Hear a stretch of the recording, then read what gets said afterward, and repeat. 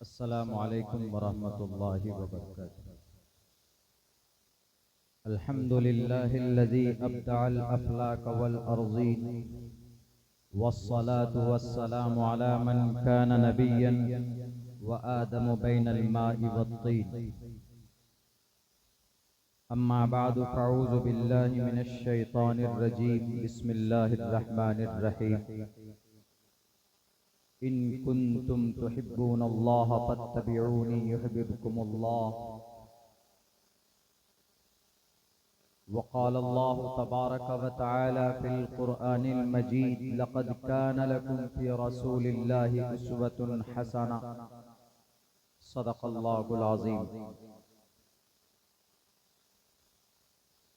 क़ाल रसूलुल्लाहि सल्लल्लाहु अलैहि वसल्लम ला युमिनु अहदुकुम हत्ता अकूना अहब्ब इलैहि मिन वालिदिही व वलदिही वन्नासि अजमईन। औ कमा क़ाल नबिय्यु अलैहि सलातु वस्सलाम। All compliments, all physical prayer and all monetary worship are for Allah. Peace be upon you, O Prophet. Allah's mercy and blessings, peace be upon us and righteous slaves of Allah subhanahu wa ta'ala. I bear witness that no one is worthy except of Allah subhanahu wa ta'ala. In the name of Allah, the most gracious, the most merciful, my Lord, explain me my praise. It is my task for me. Remove the impediment from my speech so they may understand what I say.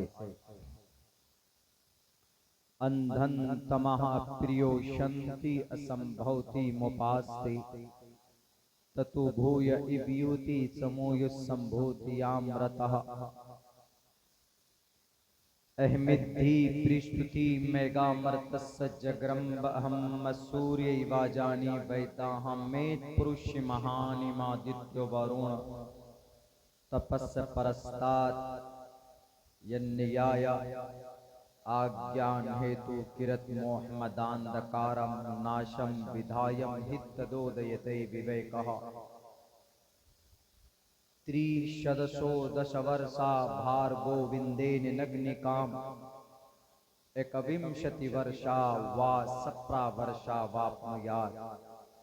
यथा वायुं समाश्रिते सर्वजीवन्ते जन्तवः तथा ग्रस्तामाश्रिते वर्तते इतारा शरामा। ओम नमः भगवते वासुदेवाय विश्वेश्वरा आदि पुरुष अपरंपार अल्लेख पुरुषा नमः।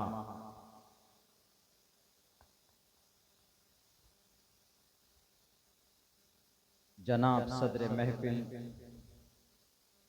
जलसे सीरतुन नबी के बैनर तले जमा होने वाले हमारे गयूर मुसलमानों और हमारी समाज की इज्जतदार माँ और बहनों, वक्त काफ़ी गुजर चुका है। सीरतुन नबी सल्लल्लाहु अलैहि वसल्लम के ताल्लुक़ से तकरीर की शक्ल में, अशार की शक्ल में आप लोगों तक बड़ी कीमती बातें पेश की जा चुकी है। मुख्तसर वक्त में मैं भी चाहूँगा कि अपनी बात आप लोगों के सामने रख सकूँ, क्योंकि 12-1 बजे के बाद ज़्यादा लंबी बात मुश्किल होती है, मगर आपका साथ होगा जब तक तो इंशाअल्लाह मैं जनाब मोहम्मद रसूलुल्लाह सल्लल्लाहु अलैहि वसल्लम की सीरत के ताल्लुक़ से कुछ बात पेश कर सकूँगा।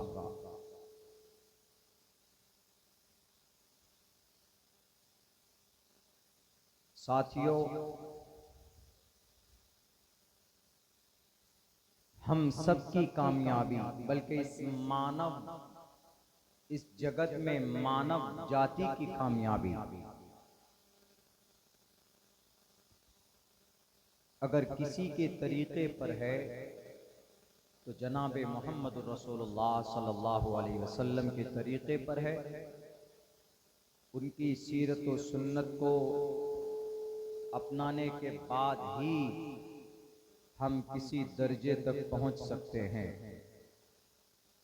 वरना हम लाख जलसे कर लें, लाख हम नारे लगा लें, लाख हम तकरीर कर लें,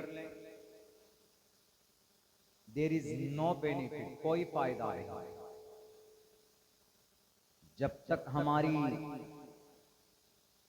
अमली जिंदगी के अंदर जनाबे मोहम्मद रसूलुल्लाह सल्लल्लाहु अलैहि वसल्लम की सुन्नत ना हो तो हमारी जिंदगी का कोई मकसद नहीं है। सहाबाए किराम की जिंदगी मिसाल में हम पेश कर सकते हैं, लेकिन उससे पहले मुल्क हिंदुस्तान का एक अजीम, एक बड़ा मुजाहिद, बड़े आलिम दीन मौलाना कासिम नानोतवी रहमतुल्लाहि अलैह, जब उन्होंने एक मदरसे की बुनियाद डाली 1866 में, तो कुछ शरपसंदों ने उस वक्त के गवर्नमेंट को यह खत लिखा कि यहाँ कासिम नाम का एक शख्स है जो देश के खिलाफ, सरकार के खिलाफ कुछ लोगों को तैयार कर रहा है, जो पड़ोसी मुल्क अफगानिस्तान से मिलकर ये तुम्हारी हुकूमत खत्म करना चाहता है। इसीलिए मेरी दरखास्त है कि इनके ऊपर कानूनी कार्रवाई हो और इसके ऊपर जांच हो। एक दिन का वक्त नहीं गुजरता है कि फौरन जांच टीम पहुंच जाती। हजरत मौलाना मस्जिद में नमाज के लिए गए हुए थे। वो डिस्ट्रिक्ट का डीएम मौलाना के पास पहुंचता है, दूर से शक्ल देखकर खड़ा रहता है, सिर्फ शक्ल देखकर वापस चला जाता है और रिपोर्ट में ये लिखता है कि जिसके बारे में कंप्लेन और शिकायत पहुंची है वो आदमी सच्चा है, उसका कोई भी अमल देश के खिलाफ नहीं है, बल्कि जिन लोगों ने शिकायत की है वही असल में मुफसिद हैं, वही असल में शरारती।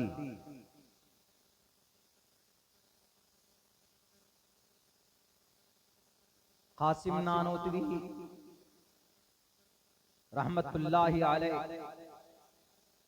सुन्नते रसूलुल्लाह के इतने बड़े दीवाने थे, ज्यादा उम्र उनकी नहीं गुजरी। भारत की धरती पर सिर्फ एक कम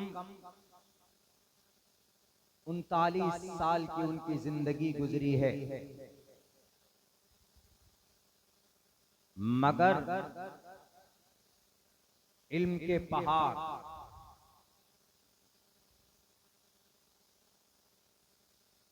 नबी के आशिक, सुन्नत से इतनी मोहब्बत कि जब अंग्रेज के तरफ से ये फरमान निकला कि कासिम नानोतवी जहां पर भी दिखे उनको उठाकर ले आओ और जेल में डाल दो, उनके मानने वालों ने कहा कि मौलाना आप छुप जाइए, रूपोश हो जाइए। कासिम नानोतवी गए, 3 दिन तक रूपोश रहे, उसके बाद 3 दिन के बाद बाहर आ गए। तो पूछने वालों ने पूछा और फिक्र करने वालों ने उनको बताया कि हजरत आप अभी क्यों आ गए, अभी आपकी तलाश जारी है, आपको छुप कर रहना चाहिए।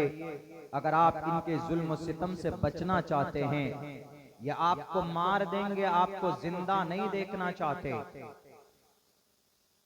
तो कासिम नानोतवी रहमतुल्लाहि अलैह ने जवाब दिया, मौत सर पर है, हाथ पे हथकड़ी लगने वाली है, उसके बावजूद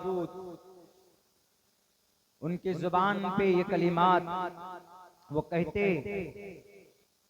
कि मैं कभी भी सुन्नत के खिलाफ काम नहीं कर सकता, चाहे अंग्रेज आ जाए कि दुनिया की कोई ताकत आ जाए। उन्होंने कहा कि कैसे? का हमारे नबी पाक अलैहिस्सलातु वस्सलाम हिजरत के मौके से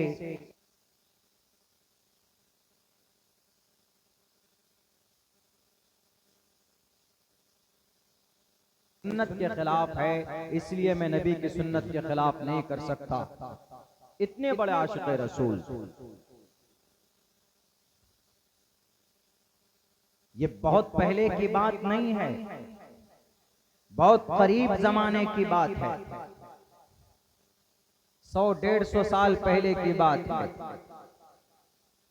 तब जाकर वो जमीन पर कसम खाते थे, आसमान पर रब्बे जुल जलाल उसका फैसला करता था। लो अक़सम बिल्लाहि लअबर्रहुल्लाह। अगर आप चाहते हो कि वही ताकत आपके बीच में आए, वो ताकत आपके दिलो दिमाग में पैदा हो कि आप जमीन पर दुआ करो, आसमान पर रब आपके हक में फैसला करे, तो आपको मोहम्मद रसूलुल्लाह का दीवाना बनना होगा। दुनिया की तमाम चीजों से बढ़कर नबी की जात अक़दस, उनकी सुन्नत को मजबूती के साथ अमल की दुनिया में ढालना होगा, तभी जाकर आप सच्चे आशिक़ रसूल हैं। जुबानी दावा करने से कुछ नहीं होगा। जुबानी अशार और जुबानी बातें कहने वाले दुनिया में बहुत पैदा हो गए। अमल के सांचे में आप कितने फीसद उतरे हुए हैं, उस पर गौर करने की जरूरत है।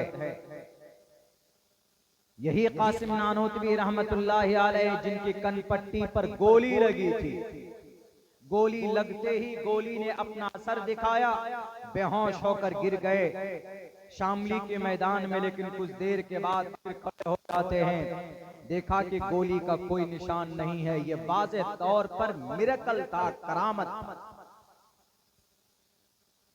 और ये ताकत कहां से पैदा होती? जिनको नबी से मोहब्बत, उनकी सुन्नत से मोहब्बत, उनसे मोहब्बत होगी, यकीनन वो सच्चा आशिक़ रसूल कहलाने का हक है। अल्लाह की नजर में अल्लाह को क्या चाहिए? अल्लाह को सिर्फ आपका अमल चाहिए। आप दिल से अगर चाहते हैं कि आप अल्लाह का महबूब बंदा बन जाएं, तो you must to follow the method of the last prophet Muhammad सल्लल्लाहु अलैहि वसल्लम। अल्लाह के नबी अलैहि सलातो वस्सलाम के तरीके को अपनाना होगा।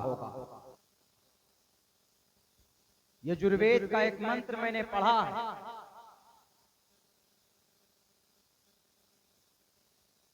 वैदाहमेद वैद अहमेद। वैद के माने जानकार, वैद अहमेद, ये अहमद का बिगड़ा हुआ लफ्ज है संस्कृत में। वैद अहमद से अमेद कर दिया। वैदाहमेद पुरुष, महानिमा, बहुत महान, बड़ी अजीम शख्सियत होगी। वैदाहमेद पुरुष महानिमा द्वितीय वरुण, उनके अनुयायी बहुत होंगे, उनके मानने वाले बहुत होंगे। वो अपनी जान से ज्यादा, लोग अपनी जान से, अपनी औलाद से ज्यादा उनसे मोहब्बत करेंगे। द्वितीय वरुण तपस्या, और लोग उनकी तपस्या करेंगे। यहां तपस्या फॉलो के माने में है, इबादत के माने में नहीं है। यहां तपस्या उनकी इत्तिबा के माने में। तपस्या परस्तात, लोग उनकी इत्तिबा करेंगे, उनके बताए हुए उनका हुक्म आ जाए तो फौरन उस चीज को सराखों पर लेंगे। तपस्या परस्तात यन्याय, और जो लोग उनकी इत्तिबा करेंगे वो इंसान मुक्ति पाएंगे।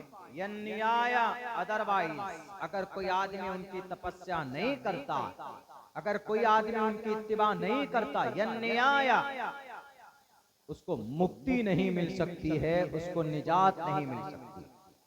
इतने बड़े तपस्या परस्तात, इतने बड़े मानने वाले सहाबाए कराम, हजरत अनस रजी अल्लाह ताला अन्हु हजरत अबू तलहा के घर बैठे हुए, उस वक्त में तवाज़ो के लिए, मेहमान नवाजी के लिए शराब के गिलास दिए जाते थे, शराब पेश की जाती थी।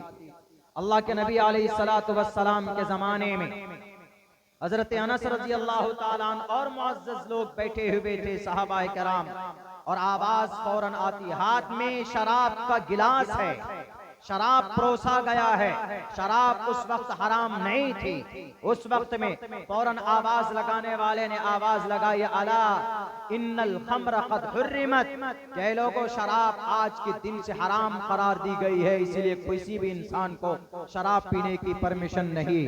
हजरत अबू तलहा ने कहा कि जरा तहकीक करो, क्या बात है, आवाज साफ नहीं आ रही है, पता लगाओ कौन है, क्या बोल रहा है। तो कहने वाले ने कहा कि शराब की हुर्मत के लिए अल्लाह के नबी के तरफ से ये आवाज लगाई जा रही है।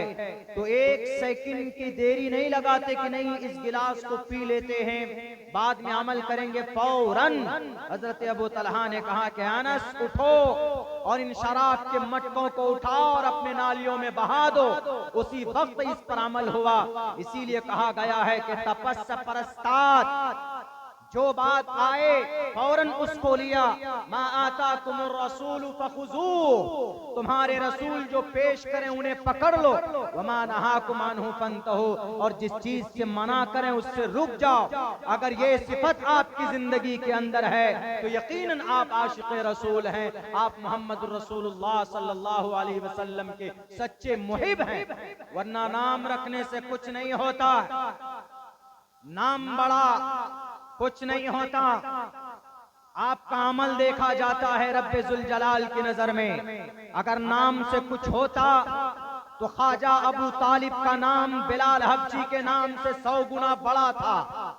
अबू तालिब, ख्वाजा अबू तालिब बेइख्तिलाफ रिवायत कहा जाता है जब इनकी मौत होती है तो बेइख्तिलाफ रिवायत ये जहन्नम चले जाते, लेकिन उनसे पहले 40 से 42 साल तक नबी पाक अलैहिस्सलातु वस्सलाम के पीछे एक दीवार बनकर खड़े रहे। उतबा, शैबा, वलीद, हंजला, मुगीरा आया और कहने लगा कि ए अबू तालिब अपने भतीजे को रोक लो, नहीं तो हम इनका खात्मा कर देंगे। अबू तालिब कहता है कि मैं भले ही उसकी दीन पर, उसकी शरीयत पर अमल नहीं करता हूं, लेकिन वो मेरा खून है, वो मेरा रिश्ता, वो मेरा भतीजा है, मेरी सरपरस्ती में है। तुम में से किसी माँ ने वो बच्चा नहीं जना है जो मोहम्मद इब्न अब्दुल्ला के गर्दन तक किसी के हाथ पहुंच जाए। ख्वाजा अबू तालिब जब तक जिंदा है तुम मोहम्मद इब्न अब्दुल्ला का बाल बेका नहीं कर सकते। आओ मैदान में देखते हैं किसको ताकत है कि मोहम्मद इब्न अब्दुल्ला को तकलीफ पहुंचाता है। ऐसी हालत, ऐसा रिश्ता, इस तरह ढाल बनकर खड़े हैं, लेकिन जब सुन्नत पर, शरीयत पर, वैदानियत पर ईमान व अकीदा नहीं होता है, अमल खरा नहीं होता है, अमल पर मुकम्मल नहीं उतरते हैं, तो यही ख्वाजा अबू तालिब की जब मौत होती है तो ये जहन्नम चले जाते। भाई इख्तिलाफ रिवायत कह रहा हूं, इस पर आप गौर कीजिएगा, ये जहन्नम चले जाते। वहीं पर एक गुलाम है, काला कलूटा है। 100 लोगों की, बदसूरत इंसानों के लोगों की फहरिस्त अगर तैयार की जाए पूरी दुनिया के अंदर, तो उनमें सबसे बदसूरत शक्ल अगर किसी की अल्लाह ने जमीन पर बनाई थी तो वो बिलाल हबशी की बनाई थी। इतने काले थे, होंठ इतने मोटे, इतने कलोटे, कोई मकाम बड़ा खानदान नहीं था, कोई बहुत बड़ा मकाम समाज और माशरे के अंदर नहीं दिया गया था। लेकिन जब नबी का दीवाना बनता, नबी का आशिक बनता है, नबी की सुन्नत को अपनी जान से ज्यादा महबूब बना देता है दुनिया के नजरों के अंदर, वहां चचा था, नसब बहुत बड़ी थी, नाम बहुत बड़ा था, खानदान बहुत बड़ा था। बराह कहा तमन भवने विष्णु यशशा कल की प्रादुर्भविष्यति। लेकिन जब सुन्नत से जिंदगी खाली है, अकीदे से जिंदगी खाली है, मरने के बाद जहन्नम चला जाता है। यहाँ पर नाम छोटा है, शक्ल बदसूरत है, काला कलूटा है, गुलाम है, हबशे का रहने वाला है। लेकिन जब नबी का गुलाम बनता है तो चलता है मक्का की गलियों में, इसकी चलने की आवाज सुनाई देती है जन्नतुल फिरदौस में। तो इससे साफ पता चलता है कि अल्लाह को अमल महबूब है, अल्लाह को दीवानगी पसंद है, वो भी मोहम्मद रसूलुल्लाह सल्लल्लाहु अलैहि वसल्लम के बताए हुए तरीके पर।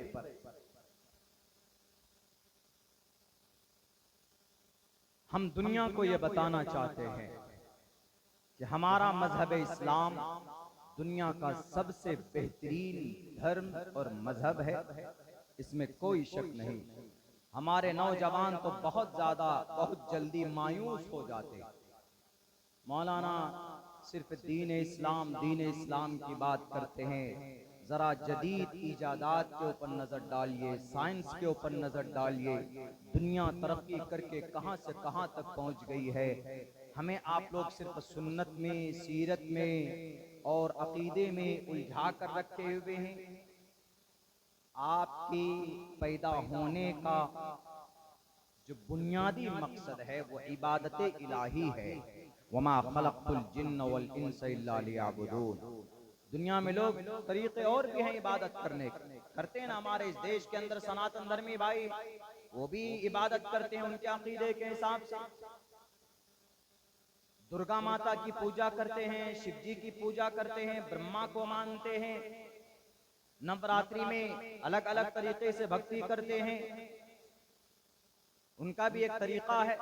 लेकिन दुनिया के अंदर सबसे बेस्ट और बेहतर तरीका पूरी दुनिया के अंदर, पूरी दुनिया में अगर कोई है तो मजहब इस्लाम है। इन्नद दीन इंदल्लाहिल इस्लाम। इसमें कोई सबसे पहली बात, you have to be proud to be a Muslim. आपको गर्व होना चाहिए कि यू आर मुस्लिम, आप मुसलमान हैं, आप नबी के मानने वाले हैं, आप जनाब मोहम्मद रसूलुल्लाह सल्लल्लाहु अलैहि वसल्लम आपका आखिरी नबी है। आपको इस पर गर्व होना चाहिए और कुछ नहीं। मरने के बाद दुनिया में आदमी गुलाम बन जाता है किसी मिनिस्टर का, किसी मंत्री का। आप किसी परेशानी में फंस जाते हैं तो आप जाते हैं उनके पास, महाराज जरा फोन कर दीजिए, हम किसी दिक्कत में फंसे हुए हैं।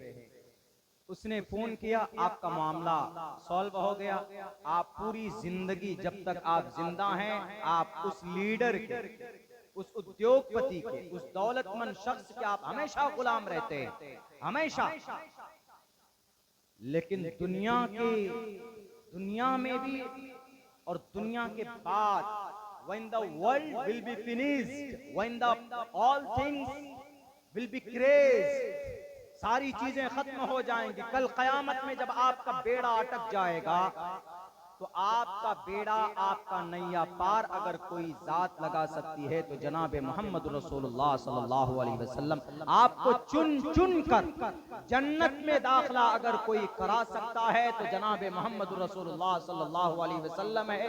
जब दुनिया के एक मिनिस्टर को आप उनका गुलाम बन जाते हैं, जो आपको हमेशा के लिए जन्नत के अंदर जो दाखिला दिलवाए, तो यकीनन उनकी गुलामी तो हमेशा के लिए बनती। लेकिन नहीं, ऐसा नहीं है। हमारा नाम अब्दुर्रहमान है, अब्दुर्रहीम है, इसी के ऊपर हम गर्व करते हैं कि बहुत बड़ी बात है, इसलिए कि अब दुनियावी फायदा नजरों के सामने हमारा आ जाता है। मेरे भाइयों, मेरे साथियों, बड़ी कुर्बानी के बाद ये इस्लाम हम तक पहुंचा है, बड़ी कुर्बानी के बाद, इतनी आसानी से नहीं। इसीलिए इसको जिंदा, इसकी अहमियत को समझिए। जनाब मोहम्मद रसूलुल्लाह और सहाबाए किराम की बड़ी कुर्बानी, नौजवानों ने कुर्बानी पेश की, सहाबाए किराम ने, औरतों ने कुर्बानी पेश की है। हजरत मुफ्ती साहब ने बीबी सुमैया रजी अल्लाह ताला अन्हा की पूरी वो कुर्बानी, उनके जिस्म के दो टुकड़े कर दिए गए। कितनी अच्छी बात है लेकिन हम लोग बस थोड़ी सी तरस खाकर सुन लेते, छोड़ देते।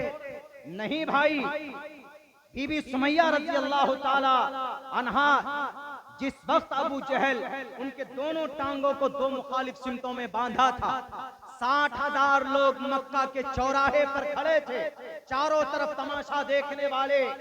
लेकिन एक आशिक़े रसूल, एक सहाबिया औरत, बूढ़ी 80 साल की बूढ़ी औरत, कोई बहुत ज्यादा जवान नहीं थी, बदन में ताकत नहीं थी, 80 साल की बूढ़ी औरत थी। हजरत वाला ने अपनी तकरीर में मुफस्सल तौर पर उनका अभी जिक्र किया।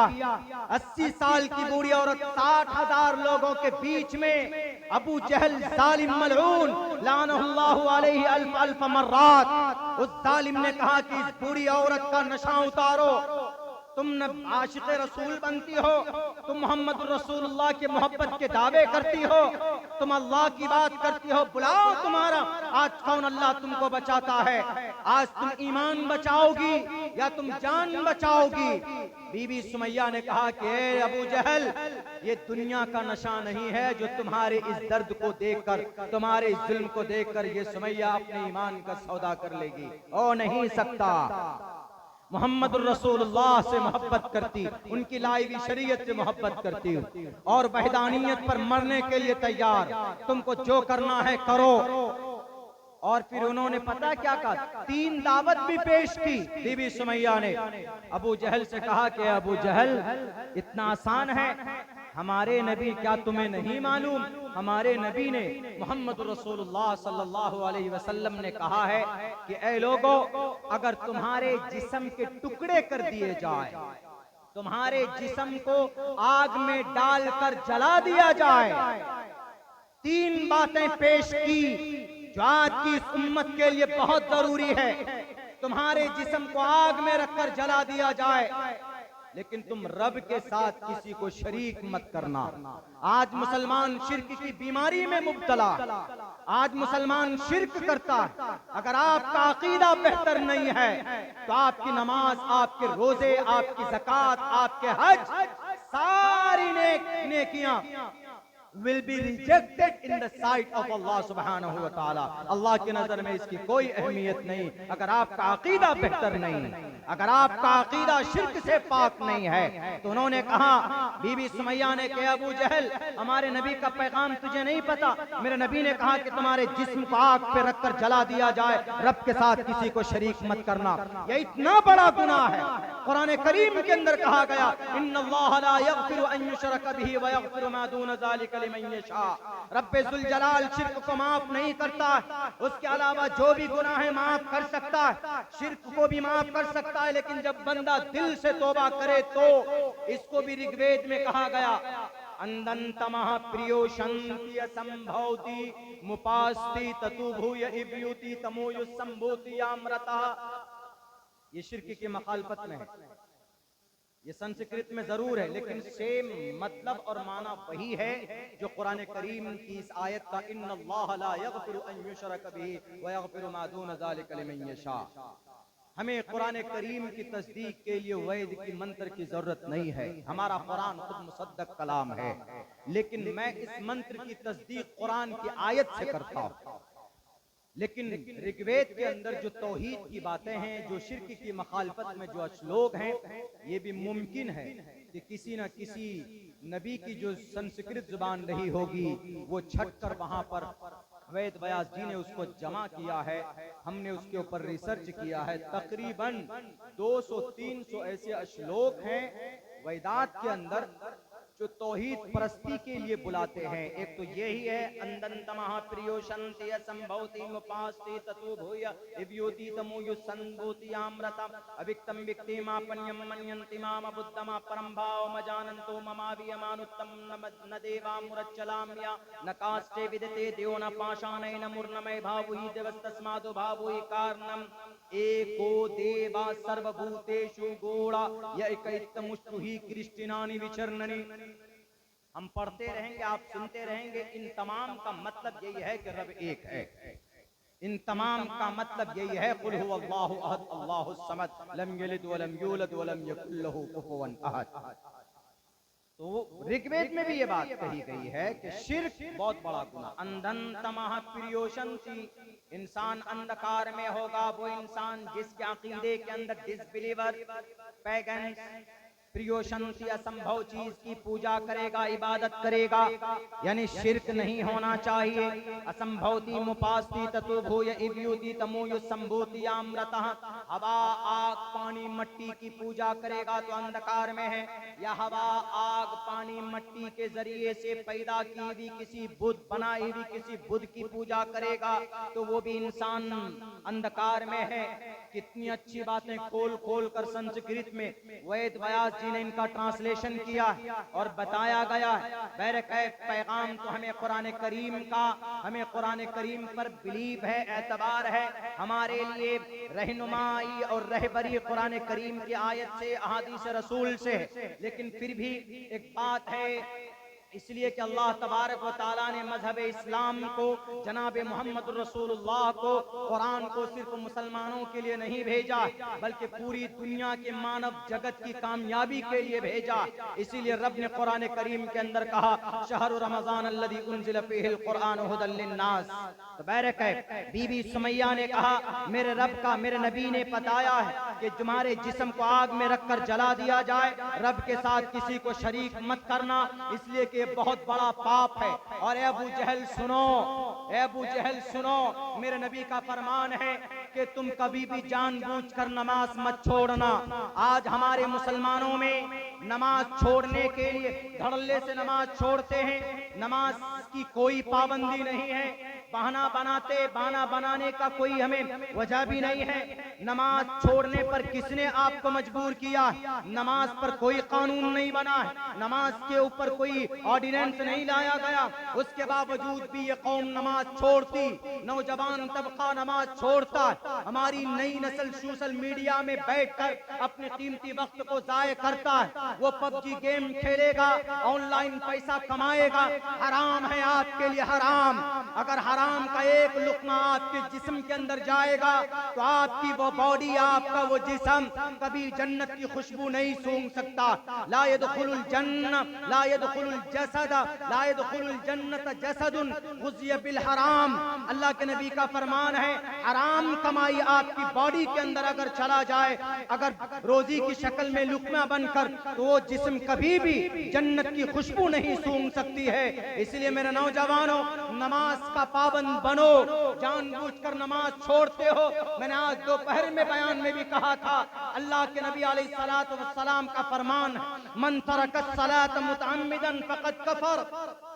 जो शख्स जानबूझकर नमाज छोड़ता, इमाम अहमद इब्न हम्बल उलमा बैठे हैं, मैं एक तालिबे इल्म हूँ, ये मेरी तस्हीह कर सकते हैं। इमाम अहमद इब्न हम्बल, इमाम इसहाक बिन राहवे रहमतुल्लाहि अलैह फरमाते हैं, जो शख्स जानबूझकर नमाज छोड़ता है वो काफिर बन जाता है। फक़द कफर, कद माजी में इस्तेमाल किया है, फक़द कफर, वो काफिर बन जाता है। लेकिन कुर्बान जाइए इमाम अबू हनीफा पर, कुर्बान जाइए और दूसरे फुक़हाए किराम पर, मुहद्दिसीन पर, उन्होंने कहा कि काफिर नहीं बनता, अलबत्ता उसने कुफ्र वाला अमल किया। अम्मा बीबी सुमैया कहती कि अबू जहल, क्या तुझे नहीं पता, मेरे नबी ने फरमाया है कि जानबूझकर नमाज तर्क मत करना, और तुम्हारे जिस्म को आग में डाल दे तब भी तुम अल्लाह के साथ किसी को शरीक मत करना। और सुनो आखिरी पैगाम, मेरे नबी ने फरमाया है कि तुम कभी भी शराब मत पीना, वला तशरिबिल खमर फइन्नहा मिफ्ताहु कुल्ली शर्रिन, तमाम बुराइयों की जड़ शराब में है। ये तीन बातें सुननी थी अबू जहल का, और पारा चढ़ जाता है। अबू जहल कहता है कि सुमैया फाइनल बता, तो जान बचाएगी कि ईमान बचाएगी? मोहम्मद का इनकार करती है कि नहीं करती? बीबी सुमैया ने कहा कि ये दुनिया का नशा नहीं है अबू जहल, तुझे जो करना हो तू कर ले। एक जान क्या, अगर रब क़यामत तक साथ, अगर रब मरते दम तक मेरी जिंदगी में सैकड़ों मर्तबा जान अता करे मेरे जिस्म के अंदर, तो हर एक जान को नबी की लाई हुई शरीयत पर, रब की वहदानियत पर, नबी के आखिरी नबी होने पर कुर्बान करने के लिए ये सुमैया तैयार है। ये जवाब सुनना था कि अबू जहल दोनों ऊँटों को दो मुखालिफ सिमतों में चलाता है। बीबी सुमैया के जिस्म के दो टुकड़े कर दिए गए, दो टुकड़े कर दिए गए, लेकिन ईमान का सौदा नहीं किया कुफ्र काफिरों के हाथे। आज हम लोग बड़ी आसानी के साथ सुन्नत का जनाजा निकाल देते हैं, बड़ी आसानी के साथ। मेरे भाइयों, आपका ये इस्लाम ऐसा भी है, आप कभी एहसास कमतरी का शिकार मत होइए। आप कहेंगे कि मौलाना धार्मिक बातें हमारे जलसों में बता बता कर धर्म परस्त बनाया जाता है। अरे मैंने यही कहा कि ये बुनियादी चीज है। अगर आप अल्लाह की इबादत नहीं करते हैं अगर, तो फिर कोई फायदा नहीं इस दुनिया में आने का। रब्बुल जलाल ने कुरान करीम के अंदर बाज़ लफ्जों में बयान किया। और आज जो ये कौम इतनी जलील और रुस्वा है, उसकी वजह यही है कि हम अपने कुरान और हदीस, कुरान और सुन्नत से अलग होते चले गए। दूसरे लोग कामयाब हैं, दूसरे लोग बहुत कामयाब। हमने कुरान करीम से रहनुमाई हासिल करना छोड़ दिया। अल्लाह के नबी के जमाने से लेकर 1919 तक, बल्कि 1924 तक, ये कौम दुनिया के हर खित्ते में, किसी न किसी खित्ते में आन बान शान के साथ जीती हुई आई और हुकूमत करती हुई आई। लेकिन आज आपके मदरसे, इस पर भी सर्वे, इस पर भी तहकीक, आसाम में 1300 मदरसे बंद कर दिए गए। आपकी मस्जिद, उस पर भी तहकीक, पूरी दुनिया के अंदर, पूरी दुनिया, सिर्फ भारत में नहीं पूरी दुनिया में हो रहा। आप टोपी ओढ़ते, उस पर भी तहकीक, आप दाढ़ी रखते, उस पर भी तहकीक। पता नहीं कौन है, पता नहीं कोई उग्रवादी है, कोई आतंकवाद है, क्या है। ये मदरसा है। आर्टिकल नंबर 30 के तहत इन मदरसों को चलाना वैध है, जायज है। All minorities whether based on religion shall have the right to establish। Article number पढ़िए, 30 पढ़िए। मैं तो थोड़ा और 2 कदम आगे बढ़कर मैं थोड़ा ये कहता हूं कि हमारे मदारिस के अंदर भारत के संविधान को पढ़ाया जाना चाहिए। चूंकि इस मुल्क हिंदुस्तान में रहते हैं तो संविधान को फॉलो करना दैट इज वेरी इंपॉर्टेंट। और ये शरीयत और सुन्नत के खिलाफ नहीं है। देश से, मुल्क से मोहब्बत करना कुरान और सुन्नत के खिलाफ नहीं है। हमारे अकाबिरीन ने किया, बड़ी मोहब्बत की है। मैं बताऊंगा कि आप अपने अगर कुरान पर, शरीयत पर अमल करते हैं, आपका कुरान सिर्फ इबादत के लिए नहीं है। जनाब मोहम्मद रसूलुल्लाह की जिंदगी सिर्फ आपको जन्नती बनाने के लिए तो है ही, लेकिन आप दुनिया में अगर उससे फायदा हासिल करेंगे तो दुनिया में भी आप कामयाब होंगे। ये जो यहूदी जोड़ाइज़्म आज इतने दुनिया के अंदर, पूरी दुनिया के अंदर में आन बान शान के साथ जिंदगी गुजार रही है, ये कौम कहां से फायदा उठाया उन्होंने? उनके बाइबल में, उनके इंजील में, मता, मरकस, लूका, यूहन्ना, बरनयास में उनसे रहनुमाई हासिल की नहीं। उसने आपके कुरान को, आपके हदीस को 100 मर्तबा रिसर्च करके कामयाबी के नुस्खे निकाले उन्होंने। और हम अलमबरदार, कुरान और हदीस के हम दीवाने, नामी मुसलमान रब को पसंद नहीं है। रब को कामी मुसलमान पसंद है, अमली मुसलमान पसंद है। इसीलिए जरूरत, आज के जमाने में जरूरत है आप कुरान करीम को, उसमें आप कुरान करीम को पढ़िए, उससे इस्तिफादा कीजिए। बहुत सारी वो बातें हैं जो हमारे कुरान और शरीयत के अंदर छुपी हुई हैं, जो लोग पहले जमाने के अंदर, आज जो दुनिया के अंदर लोगों ने इतनी तरक्की की, किनके दिए हुए? ये मदरसा आज से नहीं है। यूरोप जो अपने आप को बहुत बड़ा तुर्रम खां समझता है, ये उस वक्त जिहालत के अंधेरे में थे जब स्पेन के अंदर मदारिस के अंदर लेबोरेटरी चला करते थे। मदारिस के अंदर वैज्ञानिक पढ़कर निकलते थे। मदारिस से बड़े बड़े फादर ऑफ केमिस्ट्री कौन है? केमिस्ट्री स्कूल के सिलेबस में है, जाबिर इब्न हय्यान है। कहां से निकले? मदरसे से पढ़ करके निकले हैं। अबुल कासिम अज़-ज़हरावी डॉक्टर ऑपरेशन करेगा तो जब तक अबुल कासिम अज़-ज़हरावी के वो इंस्ट्रूमेंट को इस्तेमाल नहीं करेगा, उनके सीजर को, उनके बड़े ब्लेड को इस्तेमाल नहीं करेगा, तो कोई भी डॉक्टर ऑपरेशन नहीं कर सकता। किस बाप ने नक्शा बना कर दिया? अबुल कासिम अज़-ज़हरावी ने बना कर दिया है, जो एक वक्त में मदरसे में बैठकर हिदाया और जलालैन पढ़ाया करते थे। ये तो छोड़ो जनाब, शेख हुसैन इब्न अली सीना जो 10 लाख अल्फाज से किताब लिखता है जिसका नाम अल कानून, जिसके अंदर डॉक्टरी के सारे फार्मूले मौजूद हैं, ये 11 साल की उम्र में एक मदरसे के अंदर हाफिज कुरान बन जाते हैं। इसीलिए दुनिया गुलामी करती है आपके कुरान और हदीस की। आप उस पर अमल रिसर्च करके आपके खिलाफ वो उसको इस्तेमाल करते हैं, और हम और आप तो वो हैं पेदरम सुल्तान बूद वाला मामला हो गया कि सब कुछ हमारे पास है, लेकिन जनाब बस हमारे पूर्वज ऐसे थे, हम आज के जमाने में कुछ नहीं करते। ऐसा नहीं, आपको मैदान में आना होगा, आपको कुरान और शरीयत के मैदान में आना होगा, उसको जानना होगा, उस पर अमल करना होगा, तो इंशाअल्लाह तबारक व तआला दुनिया आपके कदमों के नीचे होगी। ये 1.5 करोड़ की आबादी वाली कौम पूरी दुनिया के अंदर इसकी हुक्मरानी है, कैसे कामयाब हुई पता है आपको? 1.5 करोड़ पूरी दुनिया में, और आप कितने हैं पूरी दुनिया में? 1.5 नहीं 2 अरब, तकरीबन 1 अरब 80 करोड़ की आबादी है। अबाउट 2 अरब की आबादी मुस्लिम कौम की है, और इन यहूदियों की आबादी कितनी? सिर्फ 1.5 अरब, इनकी 1.5 करोड़ बहुत, ये समझिए कि कुछ भी नहीं है। 2 अरब के सामने 1.5 करोड़ की कोई हैसियत है? कुछ भी नहीं है। लेकिन पूरी दुनिया को अपनी मुट्ठी में उन्होंने किया है। कैसे किया है? 3 बातें मैं पेश करूंगा आपके सामने, आपके कुरान और आपके हदीस के ऊपर रिसर्च करके उस पर अमल किया उन्होंने। और आज हम मुसलमान बस कुछ नहीं, नामी मुसलमान बनकर रह गए हैं। जनाब मोहम्मद रसूलुल्लाह की कोई सुन्नत हमारी जिंदगी के अंदर नहीं पाई जाती है। मेरे भाइयों, आपके पास ईमान है, आपके पास बड़ी कीमती दौलत है। इस ईमान को मुज़य्यन करने के लिए, इस ईमान को मजबूत करने के लिए जनाब मोहम्मद रसूलुल्लाह सल्लल्लाहु अलैहि वसल्लम की सुन्नत पर अमल करना जरूरी है। सिर्फ नाम से नहीं चलेगा, बल्कि अमल करना जरूरी है। और नबी पाक अलैहिस्सलाम की सुन्नत पर शान से अमल करो। अगर कोई कुछ बोलता है कि तुम जिहादी हो, तुम फसादी हो, तुम लुटेरे हो, तो तारीख गवाह है। उन तारीख को पढ़िए, अपने दिमाग में बिठाइए, जब जरूरत पड़े तो तारीख के हवाले से उनके मुंह को बंद करने की कोशिश करो। अभी एक मामला हुआ था ना, मैंने कल की तकरीर में कही थी, आज भी आपके सामने पेश करता हूँ। एक मामला महाराष्ट्र का हुआ।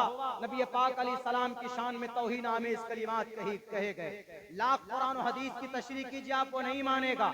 तो हमारे पास मैसेज आया, लोगों ने कहा कि मौलाना आप तो उनकी किताबों को जानते हैं, जरा पढ़ कर के आप ही देखिए तो कहीं पर इस तरह की बात है। हमने कहा कि मोहम्मद रसूलुल्लाह सल्लल्लाहु अलैहि वसल्लम जिस दीन को, जिस शरीयत को लेकर आए, ऐसा नहीं है कि वो सिर्फ कुरान और हदीस तक ही महदूद है। दुनिया की बहुत सारी किताबों के अंदर मोहम्मद अलैहिस्सलाम के औसाफ कमालात को बयान किया गया।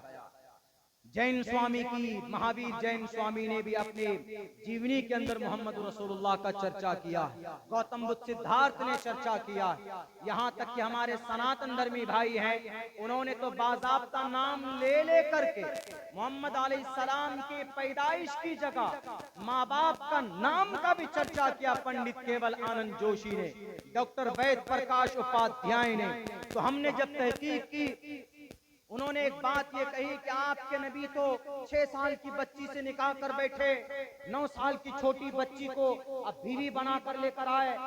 आपके नबी इतने बड़े जालिम हैं, आपके नबी एक छोटी बच्ची पर तरस नहीं खा रहे हैं। 50 साल का एजेड आदमी एक 9 साल की बच्ची से निकाह, हाउ इज इट इम्पॉसिबल? ये कैसी नामुमकिन चीज को मुमकिन में बदल दिया है? इस सवाल का जवाब दुनिया के सामने आप रखेंगे, मॉडर्न दुनिया के सामने में, तो दुनिया यही समझेगी कि यकीनन ये जुल्म है।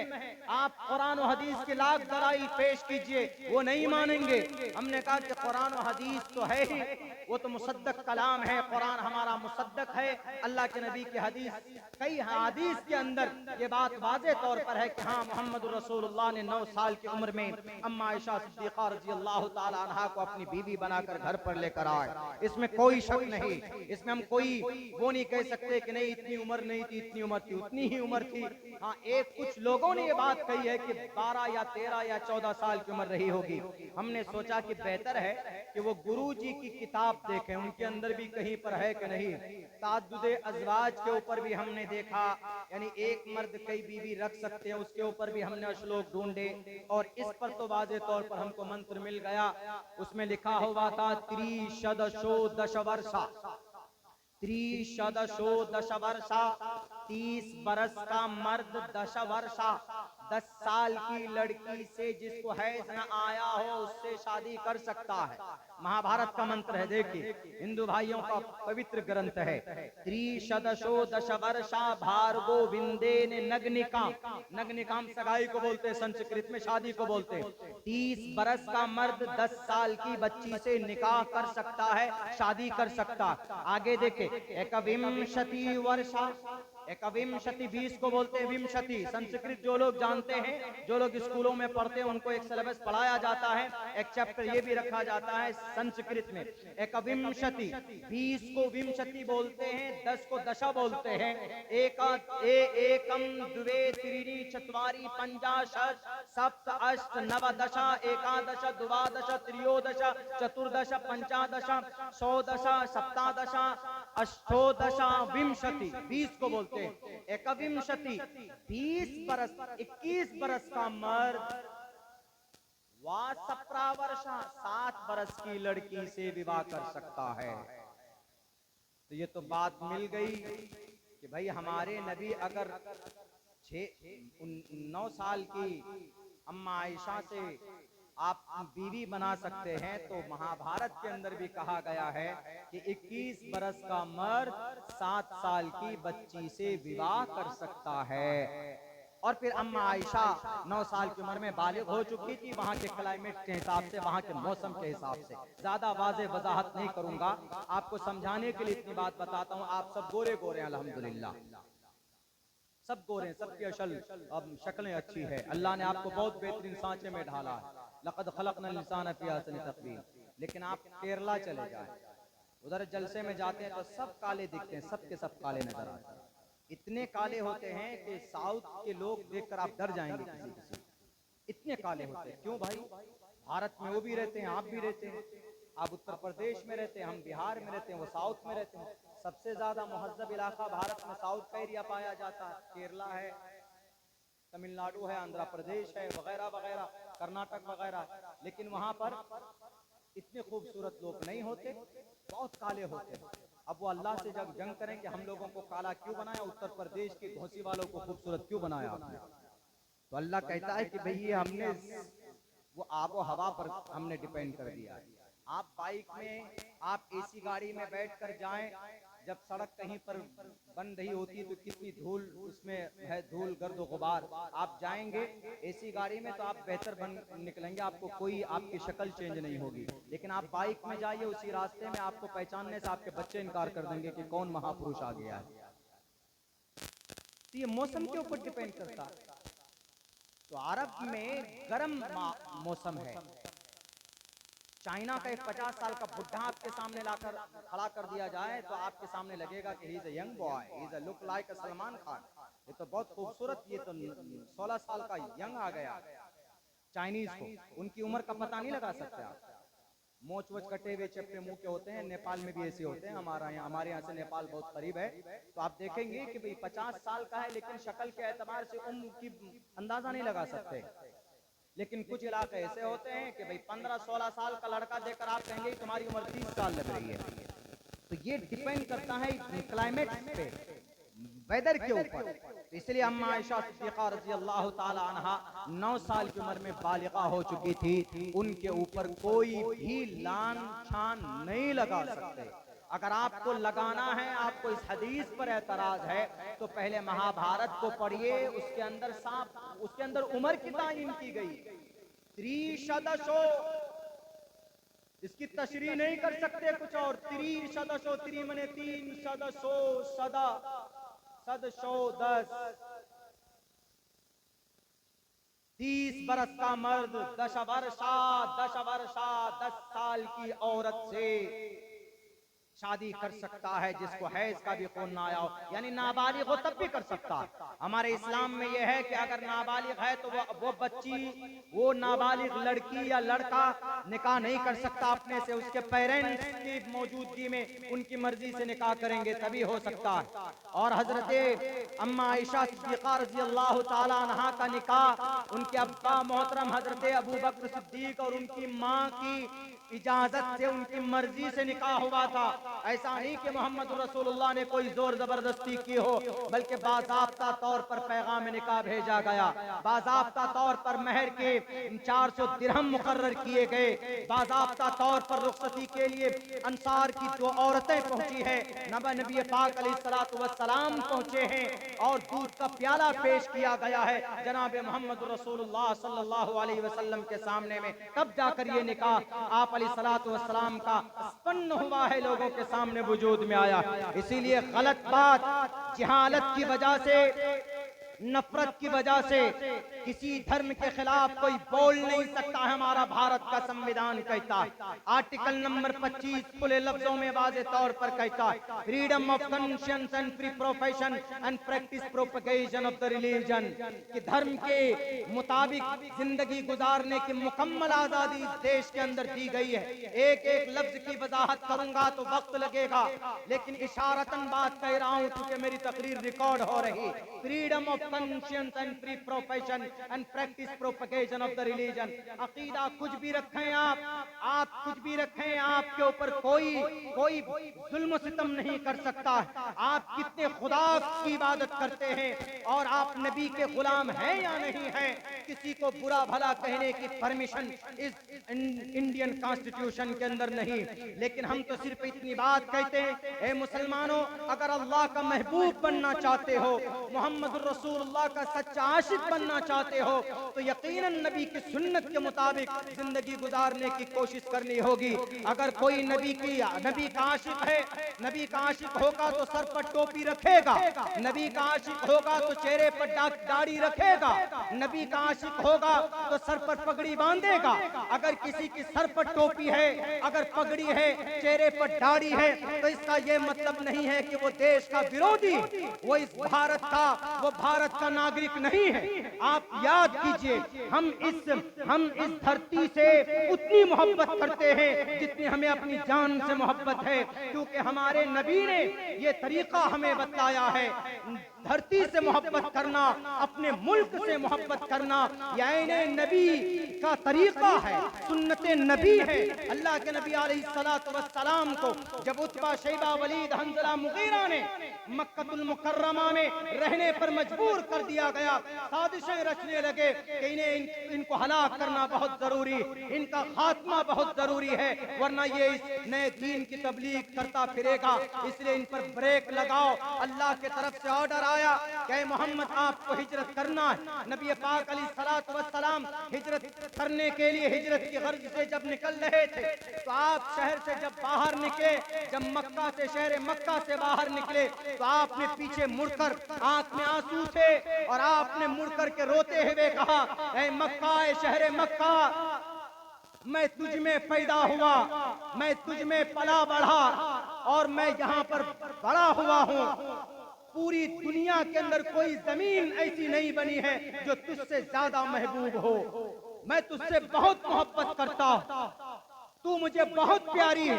ये अल्फाज इब्ने कसीर ने रिवायत किए, नकल के, उठाकर पढ़ लिया जाए जिसको यकीन नहीं होता, तो इससे साफ पता चलता है कि जिस जमीन पर इंसान पैदा होता वहां से मोहब्बत फितरी तौर पर हो जाती। आदमी किसी प्रदेश में जाकर सेटल हो जाए, बिहार का आदमी उत्तर प्रदेश में सेट हो जाए, उत्तर प्रदेश का आदमी महाराष्ट्र में सेट हो जाए, लेकिन अपने आबाई वतन को कभी भूल नहीं सकता, वो कभी न कभी आता जरूर है। नबी पाक अलैहिस्सलाम रोते हुए, आंखों में आंसू लिए हुए चले गए। वहां से मक्कतुल मुकर्रमा से, और आप 10 साल के बाद वापस आए, तो इस सुन्नत को जिंदा किसने किया? एक आशिक रसूल ने किया, हासिम नानोतवी ने किया, शेखुल हिंद ने किया, सैयद अहमद शहीद रहमतुल्लाहि अलैह ने किया, शेखुल इस्लाम हुसैन अहमद मदनी ने किया। इस जमीन से मोहब्बत थी। शाह वलीउल्लाह मुहद्दिस दहलवी को वो कुरान से भी मोहब्बत करते थे, टोपी दाढ़ी से भी मोहब्बत थी, लेकिन इस जमीन से भी मोहब्बत थी। 1806 के अंदर अगर जिहाद का फतवा किसी ने अंग्रेज के खिलाफ दिया इस जमीन को बचाने के लिए, तो उस जात अक़दस का नाम शाह अब्दुल अजीज मुहद्दिस दहलवी, जिनके सर पर टोपी भी थी, जिनके सर पर पगड़ी भी थी, जिनके शक्ल में दाढ़ी भी थी, जो एक मस्जिद के मिंबर का इमाम भी था, जो नमाज भी पढ़ता था, अजान भी देता था, और सुन्नत रसूलुल्लाह का दीवाना भी था, आशिक रसूल भी था। इसका ये मतलब नहीं है कि टोपी दाढ़ी वाला जो होगा वो देश का विरोधी होगा, वो देश के हित में नहीं होगा। गलत बात। अल्लाह के नबी की सुन्नत को इस देश के अंदर अगर इस सुन्नत को किसी ने जिंदा किया है तो हमारे अकाबिरीन हैं, हमारे उलमाए किराम हैं। हजरत शेखुल हिंद रहमतुल्लाहि अलैह इतने बड़े आशिक रसूल थे, इतने बड़े आशिक रसूल थे कि वित्र की नमाज के बाद बैठकर 2 रकात नमाज अदा करते। तो उनके शागिर्द ने सवाल किया कि हजरत वाला, बैठकर तो आधी नमाज आधा सवाब मिलता है, आप बैठकर नमाज क्यों अदा कर रहे हैं? उन्होंने कहा कि मुझे पता है कि बैठकर आधा सवाब मिलता है, लेकिन चूंकि ये वक्त ऐसा है, यानी वित्र के बाद हमारे नबी ने बैठकर 2 रकात नमाज अदा की है, तो इसीलिए सदाए इश्क ये है कि मोहम्मद से जैसा अमल जिस अंदाज में साबित हो, उसी अंदाज में अगर अमल करे तो सच्चा आशिक वही कहलाता है। कितनी रियायत की जा रही है बताइए अल्लाह के नबी अलैहिस्सलाम की। कौन? शेखुल हिंद रहमतुल्लाह, जो बड़े अजीम मुजाहिद गुजरे हैं, आशिक रसूल होने के साथ साथ भारत का एक सच्चा नागरिक भी थे, शेखुल हिंद रहमतुल्लाह अलैह, जिनके हाथ से top 10 university, Jamia Millia university की बुनियाद शेखुल हिंद ने रखी। आज जो पूरी दुनिया के अंदर नंबर 1 पर अभी सन 2023 के सेंसस जो उनका ग्लोबल सर्वे किया गया, तो नंबर 1 का भारत की कोई यूनिवर्सिटी तो जामिया मिलिया दिल्ली की वो यूनिवर्सिटी, शेखुल हिंद के हाथ से रखी हुई यूनिवर्सिटी। हमारा इस्लाम मना नहीं करता यूनिवर्सिटी बनाने को, बल्कि दुनिया के अंदर जो इजादात है, दुनिया के अंदर जो टेक्नोलॉजी है, वो हमारे कुरान और हदीस से वो लोग इस्तिफादा करते हैं, उसके अंदर गोता लगाते हैं, निकालते हैं। मेरे भाइयों, मेरे साथियों, इसीलिए कबीला खातिर होने की ज़रूरत नहीं। पूरी दुनिया एक प्लेटफॉर्म पर जमा है, आपको चबाने के लिए, आपको मिटाने के लिए। ये वक्त है पूरी मिल्लत को एक प्लेटफॉर्म पर खड़ा होकर शरीयत की रस्सी को मजबूती के साथ पकड़कर जुल्म के खिलाफ आवाज बुलंद करने का। बुज़दिल मत बनिए। हम कहीं पर भी जाते हैं तो लोग बोलते हैं कि मौलाना यहाँ पर ये नहीं बोलना है, वो नहीं बोलना है। हम साफ जानते हैं कि हम कुरान और हदीस की बात बोलते हुए आ रहे हैं, हम बोलेंगे और हर हाल में बोलेंगे, और कुरान और हदीस किसी को नुकसान नहीं पहुंचाता है, बल्कि नुकसान से कुरान बचाता है, नुकसान से समाज को बचाता है कुरान और सुन्नत, हमारे कुरान और सुन्नत। बल्कि यहूदी जब 2000 साल तक गुलाम रहे, 2000 साल तक गुलामी की, यही कौन? ये जालिम जो आज RDX और बम बरसा रहे हैं मजलूमों, मासूम इंसानों पर। 2000 साल तक उनको कोई जगह भी नहीं थी जनाब। लेकिन जब इनके गुरु लोग बैठे एक जगह पर, उन्होंने कहा कि अरे भाई, आखिर क्या वजह है कि हम कामयाब नहीं हो रहे हैं? क्या वजह है कि हम रुसवाई की जिंदगी गुजार रहे हैं, हमें गैस के चैम्बर में मार दिया जाता है, आखिर हम कामयाब कैसे होंगे? उनमें से एक बूढ़ा शख्स उठा, उन्होंने कहा कि if you want to be a success in this world you have to follow the last prophet Muhammad सल्लल्लाहु अलैहि वसल्लम। उन्होंने कहा कि अगर सक्सेस होना चाहते हो, you have to follow the method of the last prophet Muhammad को मानना होगा, उनकी जीवनी के ऊपर रिसर्च करना होगा। उन्होंने कहा अच्छा ठीक है, करते हैं, जरा बताइए कि मोहम्मद के ऊपर सबसे पहला मैसेज कौन सा आया? तो उन्होंने कहा कि सबसे पहला message from the sky to the world to teach the people what is wrong what is right. इस जमीन पर इंसानों की कामयाबी के लिए जो सबसे पहला पैगाम रब के तरफ से आया है वो पढ़ने का आया है। इक़रा बिस्मि रब्बिकल लज़ी खलक़ खलक़ल इंसान मिन अलक़, पढ़ने का। और हमारे में पढ़ने का क्या रेशियो है? कितने उलमा हैं, कितने मुफक्किरीन हैं, कितने मुहद्दिसीन हैं? अल्हम्दुलिल्लाह फिर भी आपका ये इलाका, आपका ये एरिया आजमगढ़ और मऊ का, फिर भी अल्लाह और दूसरे जगहों के बिलमुकाबिल में आप 100 मरतबा शुक्रिया अदा कीजिए कि बहुत दूर तक यहाँ जो उलमा और जो मुहद्दिसीन और फुक़हा पैदा हो गए, दूसरे लोग फायदा उठाते हैं, लेकिन और ज्यादा होना चाहिए। इसी तरह और दूसरे इलाकों में होना चाहिए, और ज्यादा होना चाहिए। हर एक घर में एक आलिम दीन और कम से कम एक खानदान में एक मुफ्ती तो होना ही चाहिए। हर इंसान को अपने अकीदे के बारे में जानकारी होनी चाहिए। तो उन्होंने कहा कि अच्छा, तालीम सबसे पहला इबादत के लिए नहीं है, अल्लाह की इबादत के लिए नहीं है, पहला पैगाम का नहीं है, सबसे पहला पैगाम इक़रा।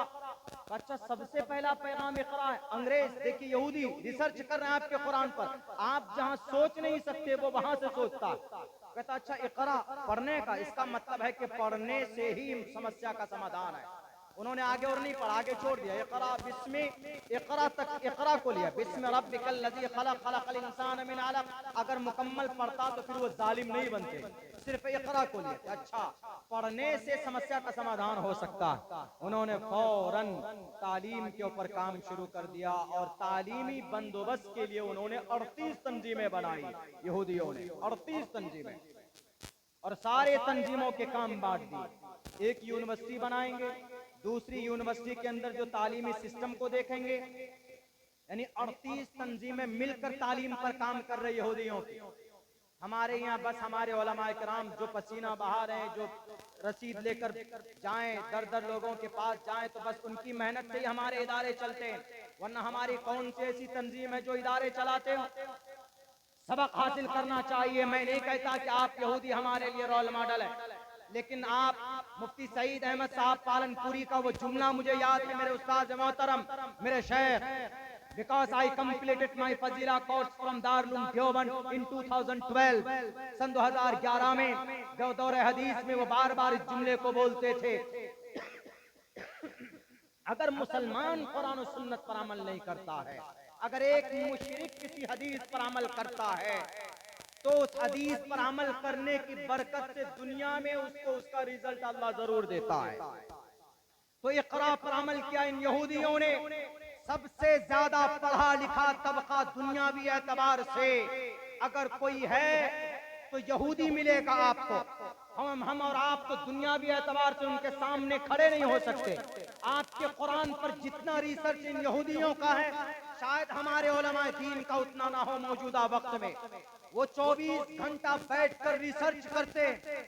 आपकी सुन्नत, आप जो नमाज पढ़ते हैं, जो मिसवाक करते हैं, मिसवाक जैसी सुन्नत, मिसवाक से क्या फायदे हैं, उसको मिटाने के लिए वो साजिशें कर रहा है। अपने बच्चों को मदरसे में भेजता है और कहता है कि जाओ पढ़ कर के आओ। इन मुसलमानों के बीच में जरा देखो कि भाई इनके हम ईमान को कैसे सल्ब कर सकते हैं। बच्चा मदरसे में भेजता है, वो बच्चा यहाँ से रिपोर्ट पेश करता है, ऐ मेरे गुरुजी, इन मुसलमानों के बीच में आप इनको कुरान और हदीस के पढ़ने वाले फुक़हाए किराम का, मुहद्दिसीन का मुकाबला तो नहीं कर सकते। एक अदना सी बात है मिसवाक। मिसवाक का इतना बड़ा फायदा है कि इनकी नबी की सुन्नत बताते हैं ये लोग कि जो आदमी मिसवाक करेगा उसका अदना फायदा ये है कि आदमी की मौत हालत ईमान पर होगी। वो यहूदी कहता है कि अच्छा इतना बड़ा फायदा है, इतना बड़ा फायदा, हम तो कुफ्र की हालत में मारना चाहते हैं। तो लो एक काम करो, इस मिसवाक को कैसे इनकी जेब से, इनकी पॉकेट से और इनकी जिंदगी से निकाल दें, इसके ऊपर रिसर्च करता है। तब जाकर उन्होंने कोलगेट पेस्ट जो हम लोग रातों दिन इस्तेमाल करते हैं, ये मेड इन यहूदी है। आप जहां सोच नहीं सकते, आपकी सोच जहां शायद खत्म होती है, उनकी सोच की शुरुआत वहां से होती है। आपको जहन्नम में पहुंचाने के लिए रातों दिन की मेहनत उनकी होती है। उन्होंने कहा अच्छा इतना बड़ा फायदा मिसवाक का, लो हम कोलगेट इजाद कर देते। आज 90% मुसलमान कोलगेट इस्तेमाल करता है, ब्रश को नाफिज कर दिया। Oral B brush made in यहूदी, इकरा पर अमल करता है। हम और आप कितने अमल करते हैं? हमारे मुस्लिम बच्चे अरकान इस्लाम को नहीं जानते। सलमान खान का नाम पूछोगे तो उनके बाप का भी नाम बता देगा, उनके भाइयों का नाम बता देगा, लेकिन हमारे नबी के बारे में पूछो तो आपके अज़वाज मुतहरात कितने हैं नहीं बता पाएंगे हमारे नौजवान। बुनियादी इस्लाम अरकान इस्लाम कितने नहीं बता पाएंगे हमारे नौजवान। वजू में कितने फराइज़ नहीं बता पाएंगे। ज़कात की फर्जियत क्या है, निसाब ज़कात क्या नहीं बता पाएंगे हमारे नौजवान। नमाज की क्या शराइत है नहीं बता पाएंगे हमारे नौजवान। अब बताइए आपका दुश्मन आपके एक एक अमल को मिटाने के लिए साजिशें कर रहा है, और जो हुक्म आपके लिए था आप भाग रहे हो। ये तो कुर्बान जाइए हमारे उलमाए किराम की इनकी मेहनत पर। ये रात दिन मेहनत करके ये मदारिस जो बाकी हैं, इन्हीं उलमाए किराम की मेहनत और इनके कद्र काबिज से आज बाकी। इसीलिए हर किसी को तालीम पर मेहनत करने की सख्त जरूरत है। अपनी कुरान और हदीस पर कोई मदद करने नहीं आएगा। आप तालीम याफ्ता होंगे, दुनिया के हर तालीम को पढ़ने की कोशिश करो। अभी जैसे नाजिम साहब ने कहा कि मौलाना अब्दुल्ला चारों वैद को जानते हैं। दारुल देवबंद में जब सन 2011 में मैं था, मैं अंग्रेजी का एक वर्ड नहीं जानता था।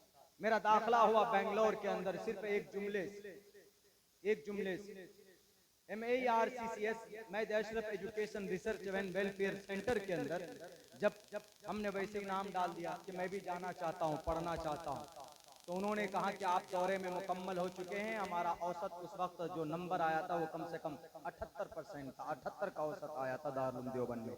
तो हमने वहाँ पर तकमील उलूम भी मुकम्मल किया। इसको अंग्रेजी में PhD इन अरबिक बोलते हैं। वो जो हमको आई कार्ड मिला हुआ है दारुल देवबंद का, उसमें PhD इन अरबिक मिला हुआ। इस आधार के उस आई कार्ड की वजह से मुझे एक बड़ी सरकारी नौकरी का ऑफर भी मिला कि आप अरबी में PhD किए हुए।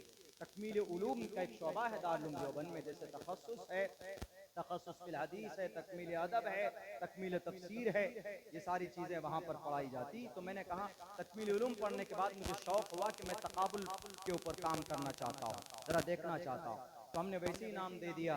तो उन्होंने अब जब इम्तिहान लिया तो उन्होंने पूछा कि आप कुछ इंग्लिश जानते हैं? हमने कहा कि कोशिश करूँगा, कुछ जानता तो वैसे नहीं हूँ, लेकिन बोलिए क्या पूछना है। तो उन्होंने कहा कि मैं आपको उर्दू में एक जुमला बोलूँगा, आपको उसको इंग्लिश में बोलना। तो हमने कहा ठीक है। इत्तेफाक से देखिए, जब ऊपर वाले को किसी से काम लेना होता है, किसी को पहुंचाना होता है, तो वो रास्ता खुद बना दिया करता है। ABCDEFG मैं नहीं जानता था, बिल्कुल भी नहीं जानता, लेकिन पढ़ने के जमाने में एक मास्टर साहब आते थे तो एक ही जुमला हमने रटा था, आई एम गोइंग, मैं जा रहा। उन्होंने पूछा कि मैं बाजार जा रहा हूँ, इंग्लिश बनाइए आप। मैंने कहा I am going to market, वही जुमला देखा। उन्होंने उर्दू में बोला, बचपन से रटा हुआ था वो, I am going to market. हालांकि आई क्या है, एम क्या है, गोइंग क्या है, गो क्या है, नहीं जानता था बिल्कुल। उन्होंने कहा ठीक है जाइए, हो गया, दाखिला हो गया। गए, 3 महीने तक पढ़े, बोरिया बिस्तर लेकर भागने लगे।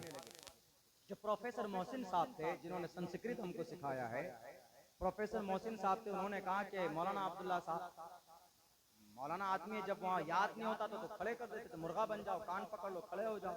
बड़ी इंसल्टी होती थी, अरे भाई यहाँ हम लोग दारुल देवबंद के कासमी हैं और यहाँ मुर्गा बना दे रहे कान पकड़ कर, तो बड़ी इंसल्टी होती थी। नहीं पढ़ेंगे, हम जा रहे 3 महीने तक।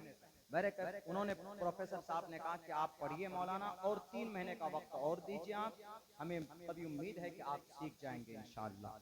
तो 6 महीना पढ़ने के बाद तब वो हमको एक रोज बुला कर कहते हैं कि मौलाना अब्दुल्ला 6 महीने हो गए, आप जा सकते हैं, आप जाइए जहाँ जाना। मैंने कहा कि सर और नहीं जाऊँगा, कंप्लीट करके जाऊँगा, क्योंकि 6 महीने के अंदर अंग्रेजी जुबान में we are able to give speech for the long time English language,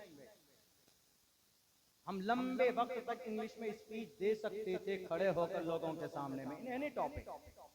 पिछले मर्तबा पड़ोसी मुल्क बांग्लादेश जाना हुआ, ढाका में 3 प्रोग्राम था, उनमें से ढाका के अंदर ये कहा गया कि आपको प्रॉफिट की सीरत के ऊपर and you have to give speech among the people only about the last prophet Muhammad सल्लल्लाहु अलैहि वसल्लम। हमने कहा why not, I am able, I can give speech in front of you in any topic इंशाअल्लाह बाय वर्च्यू ऑफ अल्लाह's blessing, हम दे सकते हैं। तो ये कोई बड़ी बात नहीं है कि कोई अंग्रेजी बोलना है तो तुर्रम खां बन गया, ऐसा नहीं है। तो संस्कृत जुबान हमने वहां सीखी जब हमने देखा कि भाई इसके अंदर बहुत सारी अच्छी बातें मौजूद है, इसको सीखने की जरूरत है, तो तब हमने बाज़ाब्ता तौर पर उस्मानिया यूनिवर्सिटी में एडमिशन लिया संस्कृत लैंग्वेज को सीखने के लिए। बहुत से लोग परेशान होते हैं कि मौलाना आप चतुर्वेदी साहब बन गए हैं, हम भी चतुर्वेदी बनना चाहते हैं, कहाँ बनता? हमने कहा कि चतुर्वेदी का कोई कोर्स नहीं है, ये जाती मेहनत है, आप मेहनत कीजिए तो आपको बहुत सारे ऐसे वसाइल मिल जाएंगे कि आप दुनिया के हर ग्रंथों को पढ़ सकते हैं।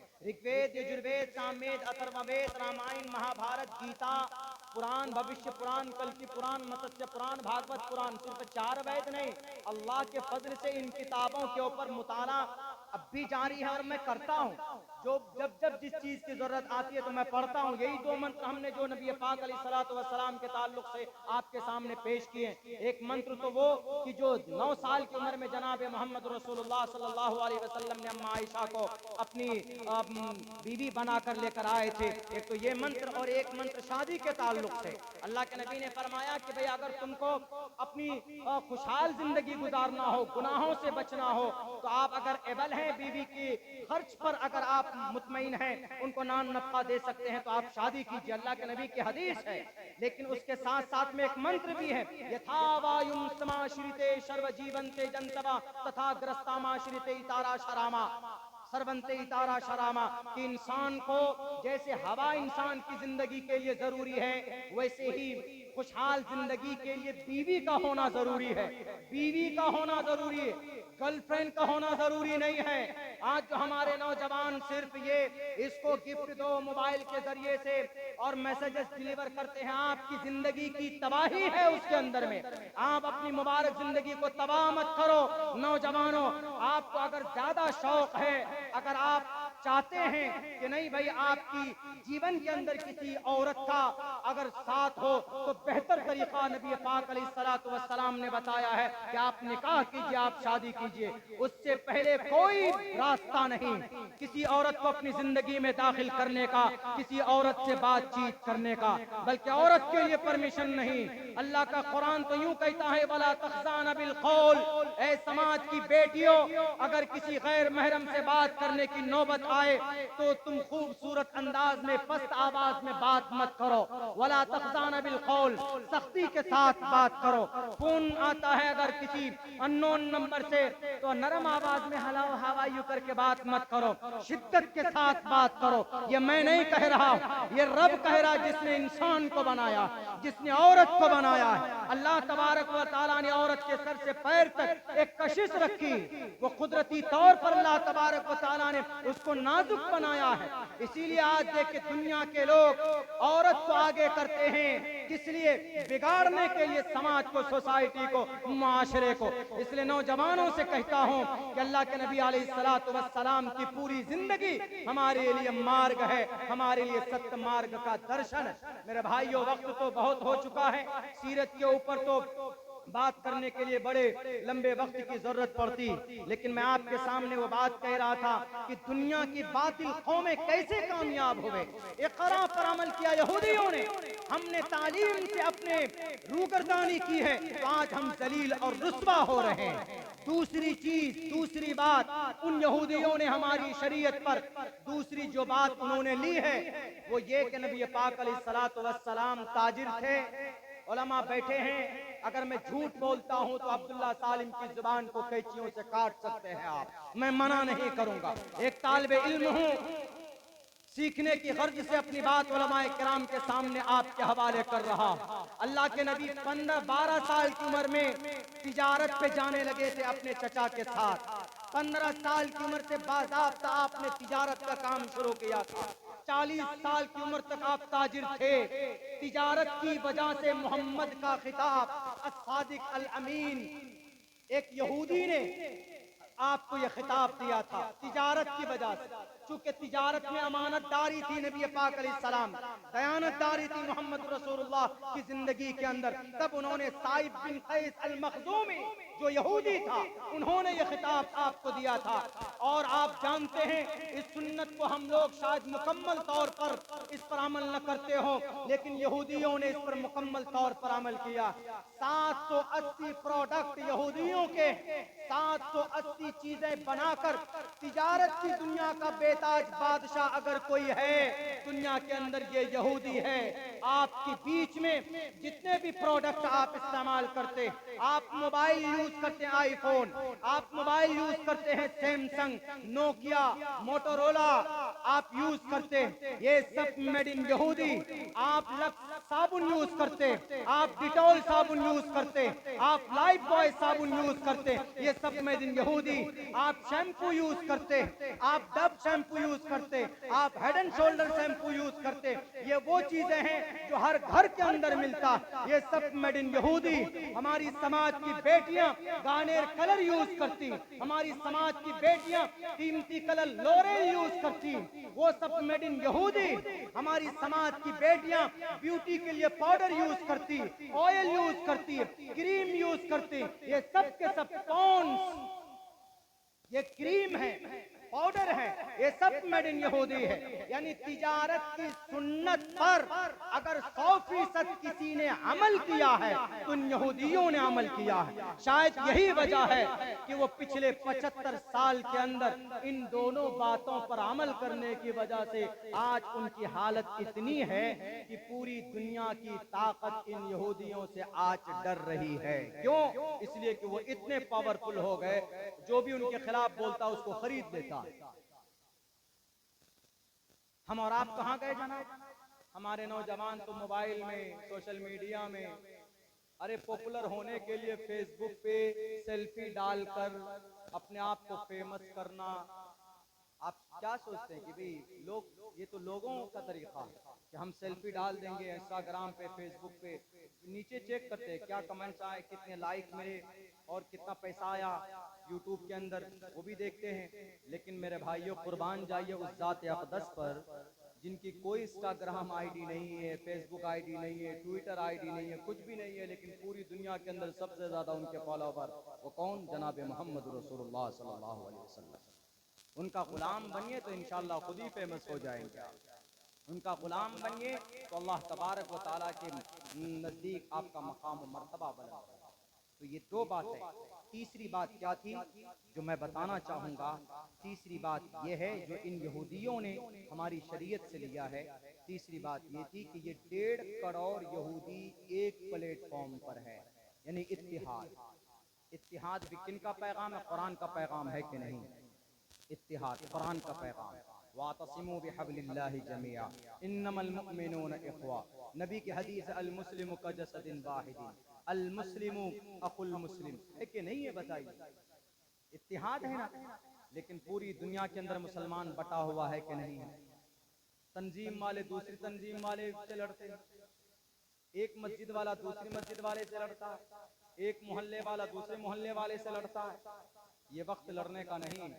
दुश्मन की बंदूक से जो गोली निकलती है ना, आपको आपका मसलक पूछ करके आपके सीने को छेद नहीं करे कि तुम कौन से मसलक से हो, अहले हदीस मसलक से हो, चलो वापस हो जाओ। नहीं, बंदूक की गोली आपके सीने को चीर कर निकलेगी। जो आरडीएक्स यहूदी बरसा रहा है ना, मसलक देख करके वो आरडीएक्स किसी को नहीं नुकसान पहुंचा रहा है, सिर्फ ये देखकर तुम कलमा पढ़ने वाले हो कि नहीं हो, तुम नबी की उम्मती हो कि नहीं हो। जब वो आपको एक समझते हैं तो हम और आप एक प्लेटफॉर्म पर क्यों नहीं खड़े होते? हमारी नमाज एक, हमारा कुरान एक, नबी पाक अलैहिस्सलातु वस्सलाम की जात अक़दस आखिरी नबी हम सब के लिए बराबर, तो फिर हम लड़ किस लिए रहे हैं? हमारे तंजीमों में ओहदे की भी लड़ाई शुरू है। कोई सदर बनना चाहता है, कोई सेक्रेटरी बनना चाहता है। दुनिया से सबक लीजिए, अगर आपके अंदर इंतिशार है तो अल्लाह की मदद नहीं आ सकती। जंगे उहद और जंगे बद्र दोनों मिसाल हमारे सामने है। जंगे बद्र में सहाबा एक थे तो फरिश्ते के जरिए से रब ने मदद की। जंगे उहद में सहाबा 2 खेमे में बट गए थे, चूक की वजह से, ना समझी की वजह से, तो अल्लाह तबारक व तआला की आने वाली मदद रोक दी गई थी। आना के नबी की जात मौजूद है, अबू बकर सिद्दीक मौजूद है। आज मुसलमानों, मसलक के नाम पर अगर लड़ोगे तो आज तो अबू बकर सिद्दीक भी नहीं है, जनाब मोहम्मद रसूलुल्लाह भी नहीं है। जब वहां जंग उहद के मैदान में रब ने मदद रोक दी थी इंतशार की बुनियाद पर, अगर आप आज बटोगे तो आपको कोई बचाने के लिए नहीं आएगा, अल्लाह की मदद नहीं आएगी। इसलिए खुदा के वास्ते एक प्लेटफॉर्म पर कलमे की बुनियाद पर जमा हो जाओ। एक प्लेटफॉर्म पर सारे के सारे कलमे को एक प्लेटफॉर्म पर आना चाहिए। अरे जिनके 30 करोड़ खुदा है, उनकी एक मजबूत तंजीम है, उनकी एक संगठन है, हमारा एक खुदा है, तो हमारे सैकड़ों तंजीमें हैं, हमारे सैकड़ों मसालिक हैं, हमारे सैकड़ों तंजीमें हैं। याद करोगे, याद करो, अगर बटोगे तो खुदा की मदद नहीं आएगी, देश तरक्की नहीं करेगा, देश में आप भी तरक्की नहीं करेंगे। इसीलिए मैं ये दरखास्त करता हूँ कि यहूदी 1.5 करोड़ है, एक प्लेटफॉर्म पर है तो उनकी मदद होती है, उनकी जुबान से एक लफ्ज निकलता है तो सब लोग मिलकर उस पर इत्तिबा करते हैं। यानी सहाबा की इत्तिहाद पर अगर मुकम्मल तौर पर कोई अमल कर रहा है तो यहूदी अमल कर रहा है। शायद इसलिए अल्लाह तबारक व तआला ने दुनिया के अंदर उनको हुक्मरानी दी है, और हम वो हैं कि जिन्होंने रूगर्दानी की है। अल्लाह का वाज़े तौर पर फैसला है कि मैं यर्तद्द मिनकुम अन दीनिही फसौफ यातिल्लाहु बिकौम, अगर आप अपनी दीन से रूगर्दानी करोगे तो अल्लाह तबारक व तआला किसी और कौम को पैदा कर देगा, उनसे अपना काम लेगा। इसीलिए उम्मत मुस्लिमा के लोगों, नौजवानों, इत्तिहाद का है, मिलजुल कर रहने का है। नबी पाक अलैहिस्सलातु वस्सलाम की सुन्नत को अपनी जिंदगी के अंदर अमल के तौर पर दाखिल कीजिए, इंशाअल्लाह तबारक व तआला हम जरूर कामयाब होंगे। वक्ती तौर पर कुछ जालिम लोग आते, वक्ती तौर पर कुछ शर पसंद लोग आते, ऐसा पहले भी आया था। मैंने कल की तकरीर में एक बात कही थी, बल्कि अभी तो कुछ नहीं, अकबर बादशाह के जमाने के अंदर अकबर ने तो पूरे प्रशासन को लगा दिया था कुरान और शरीयत को मिटाने के लिए, पूरे उसको। हम बिस्तरी के बाद गुस्ल करना जरूरी है, लेकिन इसको बदल दिया। क्या कहा अकबर के जमाने में? अकबर ने कहा कि इसको बदलो। अकबर खुद नहीं करता था, वहां के जो कट मुल्ला लोग होते थे, बेईमान, जमीर फरोश, उलमा किराम, आलिम नहीं जोड़ सकते उनके साथ, लेकिन बोलना पड़ेगा ना। जो अपनी मफाद को देखते हैं, जो कुरान और शरीयत की जो सही नॉलेज है वो लोगों के सामने पेश नहीं करते, तो उन्होंने अकबर से कहा कि बादशाह सलामत, आप इस मसले को बदल दीजिए। कहा क्यों? कहा अरे वो जो स्पम्प है, मनी जिसको बोलते हैं, उनकी इख्तिलात से, उनकी वो तो पाक चीज है, उसकी वजह से खूबसूरत इंसान रब बनाता है, तो उसके निकलने के बाद मर्द औरत पर गुस्ल क्यों फर्ज? बल्कि उसको करने के लिए, करने से पहले, यानी हमबिस्तरी करने से पहले गुस्ल करना चाहिए। इसलिए कि बहुत मुबारक अमल, यकीनन मुबारक अमल है हस्बैंड वाइफ का मिलना, उससे अल्लाह तबारक व तआला निज़ामे नस्ल को आगे बढ़ाता है। लेकिन यहाँ पर अक्ली दलील, हम मुकल्लफ हैं उन बातों पर अमल करने का जो शरीयत में जो ऑर्डर है उसको फॉलो करने का। वरना कुछ लोग, एक आदमी तो सवाल लेकर आया कि मौलाना जब हम पेशाब करते हैं या बाथरूम जाते हैं तो जब वुजू करते हैं ठंड में, तो जिस जगह नापाकी लगी, जिस जगह पर से हमने इस्तिंजा किया उसको हमने धो दिया, तो दैट इज इनफ, काफी है। अब बेचारे मुंह ने क्या गुनाह किया, इसको ठंड में धोते हैं, हाथ ने क्या गुनाह किया, कौनी तक धोते हैं, पैर ने क्या गुनाह किया, ठंड में इन बेचारों को धोना पड़ता है, गुनाह करे कोई और भुगते कोई और। हमने कहा कि भाई हुक्म ऐसा ही है, बंदगी इसी को बोलते हैं, अल्लाह का हुक्म ऐसा ही है तो इस पर अमल करना है, इसमें अपनी अकली दलील मत चला। तो उन्होंने दीन इलाही के अंदर में कुछ चीजें ऐसी की, उन्होंने शराब को जायज करार दिया। वो अकबर बादशाह जो शराब का बहुत बड़ा मुखालिफ था, लेकिन शराब खाने बनाए, वो अकबर बादशाह जिसकी कभी नमाज कज़ा नहीं होती, 7 इमाम रखे थे उन्होंने। अगर सफर में निकलता था तो नमाज के लिए खेमे लगाए जाते थे, जुमे की नमाज के बाद में महफिल बैठती थी और वहां पर इल्म के ताल्लुक से, कुरान और शरीयत के ताल्लुक से बहस मुबासे किए जाते थे। लेकिन एक जमाना ऐसा आया कि भाई कुछ लोग ऐसे लड़ने लगे, हम जैसे हम आजकल लड़ रहे हैं, कोई अध्यक्ष बनेगा, कोई पीएम साहब के करीब होगा, कोई सीएम साहब का प्रिय मित्र बनेगा, कोई कुछ बनेगा, तो इसलिए उनको खुश करने के लिए हम लोग अपने मकाम को भूल जाते हैं, अपने इल्मी मयार को भूल जाते हैं। तो इसको देखकर एक लंबा चौड़ा वाकया है, अगर आपको देखना है तो तज़किरे मुजद्दिद अल-फ़सानी पढ़िए, इसलिए कि अकबर बादशाह के ये मन घड़त मसनूई दीन इलाही के नाम से इसको उखाड़ कर अगर किसी ने फेंका है तो उस आलिम रब्बानी मुजद्दिद अल-फ़सानी रहमतुल्लाहि अलैह वो खड़े हुए उन्होंने कहा कि अकबर तुम बेदीन हो चुके हो, एतबारे नदारत तुम्हारी कोई हैसियत नहीं है कुरान और हदीस के सामने में। बिल आखिर ऐसा ही हुआ कि जब अकबर का इंतकाल हो जाता है तो मुजद्दिद अल-फ़सानी लगे रहे, लेकिन फिर से वही अहकामात लागू हुए, उन्हीं बातों पर अमल होने लगा जो बातें कुरान और हदीस के अंदर थी। इसलिए कभी भी कुरान और शरीयत मिटती नहीं, लाख सर्वे करा लो, लाख मदरसों पर ताले डलवा लो, लाख कुरान करीम की तालीम को आतंकवाद की तालीम बताकर पाबंदी लगाओ, इसलिए ये कुरान मिट नहीं सकता है, क्योंकि कुरान की हिफाजत अल्लाह खुद करता है। ये संशोधन नहीं है कि किसी कानून के ऊपर पार्लियामेंट की मेंबरों को एक तरफ वोट दिलवाकर हम कोई कानून के अंदर संशोधन कर लेंगे। ये रब का कलाम है, ये कयामत तक कोई माए कलाल इसको बदल नहीं सकता। कुरान पढ़ने पढ़ाने वाले भी इसके अंदर हस्तक्षेप नहीं कर सकते, इसके अंदर इंटरफियर नहीं कर सकते, इसके अंदर कोई तब्दीली नहीं कर सकते। ला तब्दील लिकलिमातिल्लाह अदबधानी वरुणत तबरतानी, ईश्वर के संविधान कभी नहीं बदलते, इसीलिए कबीदा खातिर होने की जरूरत नहीं। सच्चे और पक्के मुसलमान बनकर रहो, अमन के साथ रहो, शांति के साथ रहो, किसी का नुकसान मत करो और आन बान शान के साथ रहो, और सच्चे मुसलमान बनकर रहो और कहकर रहो, किसी का नुकसान मत करो। इंशाअल्लाह तबारक व तआला ऊपर से मदद होगी। अल्लाह तबारक व तआला से दुआ करता हूँ कि अल्लाह सुब्हानहू व तआला कहने सुनने से ज्यादा हम तमाम मुसलमानों को उस पर अमल की तौफीक अता फरमाए। बहुत बहुत शुक्रिया, जज़ाकल्लाह। एक बड़े हादसे के बाद आपके बीच पहुंचना हुआ। अभी 2 रोज पहले हमारा एक्सीडेंट हुआ, तो अल्लाह ने बहुत महफूज रखा, उसमें अल्लाह का लाख लाख शुक्र है। शायद आप लोगों की दुआ और आप लोगों की तलब होगी कि भाई मौलाना आएंगे, मौलाना की बात सुनेंगे, तो आपकी इस उम्मीद की वजह से भी शायद अल्लाह तबारक व तआला ने एक बड़े हादसे को छोटे हादसे में बदल दिया। हाईवे पर गाड़ी बहुत स्पीड से चलती, हम गाड़ी चला रहे थे, सिर्फ 15 मिनट पहले हमने ड्राइवर को गाड़ी दी कि लीजिए अब आप गाड़ी चलाइए, मैं थक चुका हूँ, 3 लाख का जगह हुआ था मैं। तो वो ड्राइवर भी अच्छा है, एक्सपीरियंस्ड है, काफी दिनों से गाड़ी चलाता है, लेकिन पता नहीं 15-20 मैं पीछे जाकर सो गया। अगर आगे सीट पर मैं बैठता तो शायद कुछ ज्यादा बड़ा वो हो सकता था, हम कोई सीरियस जख्म हमें लग सकता था, लेकिन उस ड्राइवर की आंख लग गई और वो गाड़ी खाई में जाकर गिरी है बहुत जोर से, गर्दन में भी चोट आई है। अभी तो किसी कदर अल्हम्दुलिल्लाह आफियत है और सुकून है। तो आपकी मोहब्बत से एक बड़े हादसे से अल्लाह तबारक व तआला ने बचाकर आपके बीच में भेजा है।